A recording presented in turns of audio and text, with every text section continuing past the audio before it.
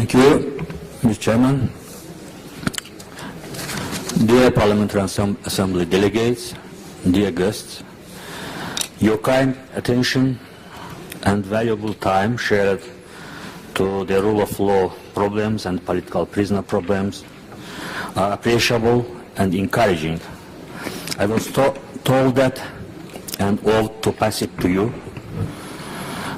I was told by the well-educated and dedicated to our common values, brilliant young persons, whom I am a lawyer as well, and unfortunately they are in jail for their use of fundamental freedoms, freedom of expression, freedom of peaceful assembly, for their oppositional to government political activities. I was told that by the prominent civil society leader, human rights activist Anar Məmmədlidən as well, who is imprisoned at the end of the last year for his outspokenness about the violations during the presidential election held in October last year. I was told that by Anar Məmmədlidən and by other political prisoners as well. According to different local and international human rights organizations, there are tens of political prisoners in Azerbaijan, accused and arrested for bogus charges, for their critique towards the government policy, for their thought and beliefs, for their unfavorable for ruling authorities' civic activities. Real reasons behind the arrest of journalists Avaz Zeynallı, Tofik Yaqublu, Sardar Alibəyli, bloggers Abdul Abilov, Anar Məmmədlidən, Rəşad Ramazanlı, İlkin Rüstəmzadə, Məmməd Əzizov and Bəxtiyar Quliyev, young political activists Rəşadat Axundov, Zeyir Məmmədli, Zahar Qurbanlı and others, oppositional politic Ilgar Məmmədov and many others are just critical publications about the government, their struggle for democracy, good governance, for human rights and for our common values. Due to big gaps what is in law from one side and behaviors of government institutions, police, prosecution officials and courts as well from other side, government easily and arbitrarily uses criminal laws by arbitrary way against its opponents. Drug abuse, hooliganism, incitement to public disorder, possession of gun and disobeying of police are very common charges used against those opponents and critics. And we believe that in all cases, drugs, guns just planted by those who ordered to make police to make such incidents of hooliganism arranged by law enforcement agencies themselves, and all other charges nothing other than bogus. All political prisoners were denied to be in freedom during the investigation and trial. Even the bail and other forms of guarantees were denied in regards of those prisoners. Some young bloggers who were harsh in their critiques against high officials were even tortured and deprived of lawyers, as were reported during first days of their arrests. Anar Məmmədlidən and lead by him Election Monitoring and Democracy Studies Center is a prominent election watchdog in Azerbaijan. During the last 10 years, they regularly monitored all elections and reported about all developments and violations. Anar Məmmədlidən and his colleagues always had problems with government because of their outspokenness about the electoral problems. Government's reactions towards such critical reports were even harsher, particularly during the presidential elections. Established by Anar Məmmədlidən in 2001 Election Monitoring Center was denied registration a long period of time. After a long struggles and requests from international partners in February 2008, Minister of Justice finally registered Election Monitoring Center. But soon after several critical reports published by this center, before upcoming presidential election, this organization deprived of registration and banned. Litigation within domestic court doesn't give any result. In December 2008, Anar Məmmədli established new organization, Election Monitoring and Democratic Studies Center. Government again denied registration without any justification, as it does against all other independent non-government organizations. Filing court cases within the domestic courts didn't give any remedy as usual. Election Monitoring and Democracy Study Center conducted long-term and short-term observation of the last presidential election in Azerbaijan held in October 2013.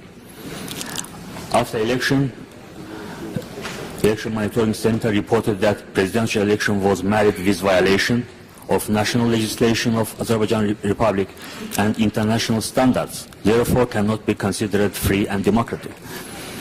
In October 23, Anar Məmmədli presented preliminary report where reported serious violations in 91% of polling stations, while cases of multiple voting, ballot stuffing, voting of ineligible persons, and inaccurate reflection of voting results on protocols were noted in 45% of all polling stations in the country.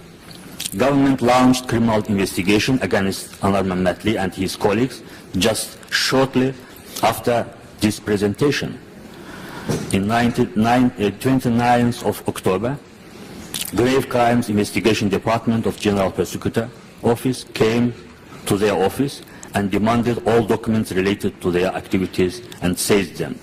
Soon Anar Məmmədli and his colleagues were charged with bogus charges, legal entrepreneurship, tax evasion and misuse of power.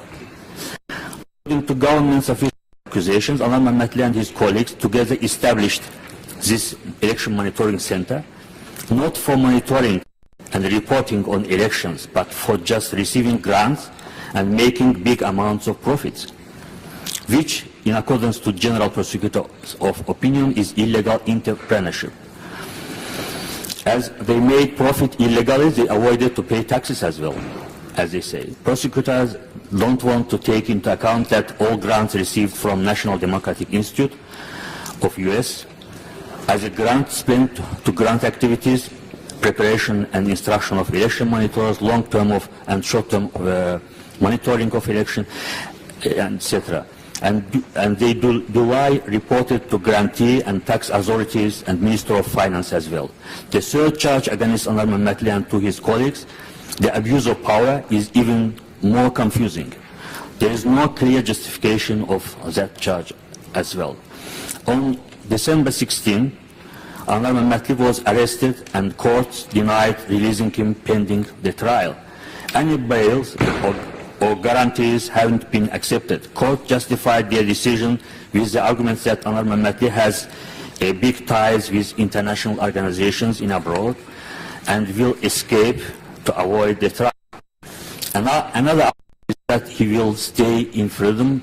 If he will stay in freedom, he will make obstacle to the investigation. All such arguments are not grounded by any real facts. Now, the prosecutor office says that the investigation is continuing, but all are under tight secrecy. No any development reported to lawyers. Instead of conclusion, I want to share with you my hopes. The hopes that until your visit to a really beautiful Baku this year, we will be able to find a solution of this burning problem, the problem of political prisoners. Thank you for your attention.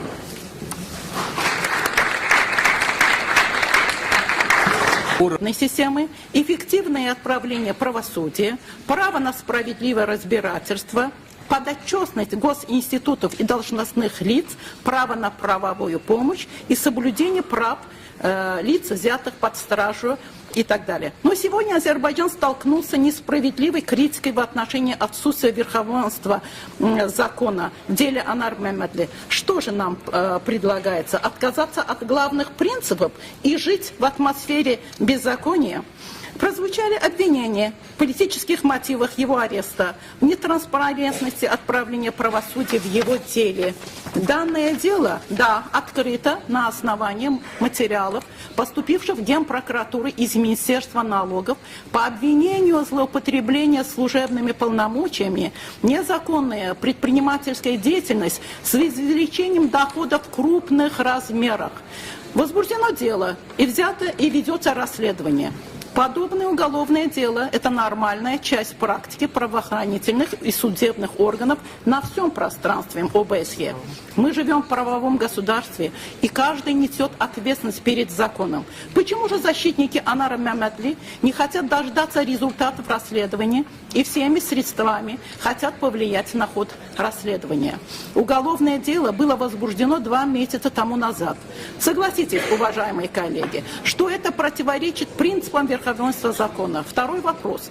Подобными статьями Уголовного кодекса возбуждается уголовное дело по отношению нарушившим закон, и они привлекаются к ответственности. Почему же не поднимается вопрос защиты прав этих людей, а Анара Məmmədli лишь потому, что они руководители Центра мониторинга и выборов в обучении демократии? Мы считаем, что озвучивание заявления, которое носит характер вмешательства в работу судебной власти и ход следствия, политизации сути уголовного дела, считаем неприемлемым, безосновательным, воспринимается как шантаж. И в конце только одно предложение. Уважаемый председатель, мы говорим о политзаключенных.